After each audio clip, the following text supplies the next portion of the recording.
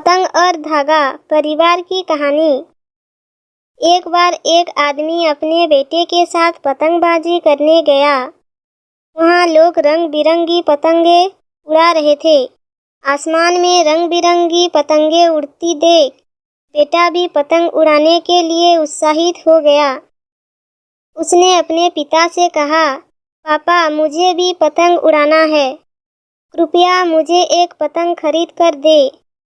बेटे की इच्छा पूरी करने के लिए पिता पास की दुकान पर गया। वहाँ से उन्होंने अपने बेटे के लिए एक सुंदर पतंग और डोर खरीदी। पतंग पाकर बेटा खुशी से उछल पड़ा। कुछ देर बाद वह डोरी पकड़कर पतंग भी उड़ा रहा था। उसकी पतंग आसमान में ऊंची उड़ रही थी, लेकिन वह खुश नहीं था। वह चाहता था कि उसकी पतंग और ऊंची उड़े। उसने अपने पिता से कहा, पापा ऐसा लगता है कि डोर के कारण पतंग ऊंची नहीं उड़ पा रही है। इसकी डोर क्यों ना काट दे? इससे पतंग मुक्त होगी और ऊंची उड़ान भी भरेगी। कृपया आप उसका डोरी काट दे। बेटे की बात मानकर पिता ने पतंग की डोर काट दी। डोर काटते ही पतंग ऊपर जाने लगी।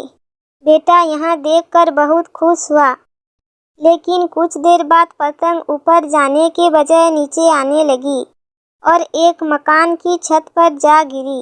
बेटा यह देखकर हैरान रह गया। उसने यह सोचकर पतंग की डोर काट दी थी कि पतंग आसमान में ऊंची उड़ने लगेगी, लेकिन वह गिर पड़ी।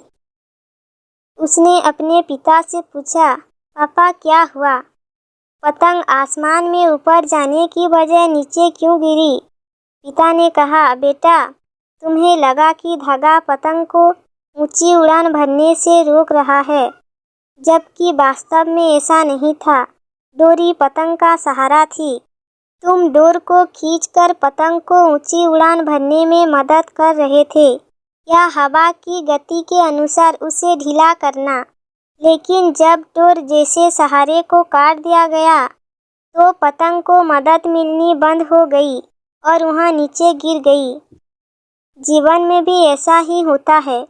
जीवन की ऊंचाइयों पर पहुंचने के बाद हम महसूस करने लगते हैं कि सच परिवार, रिश्ते और दोस्त हमें बांध रखते हैं और सफलता के शिखर तक पहुंचने से रोकते हैं। लेकिन हम भूल जाते हैं कि ये वो रस्सियाँ हैं जो हमें ऊंचाइयों तक ले जाती है। उनके नैतिक बल के बिना सफलता की उड़ान मुश्किल है। बेटे को अपनी भूल समझ में आ गई।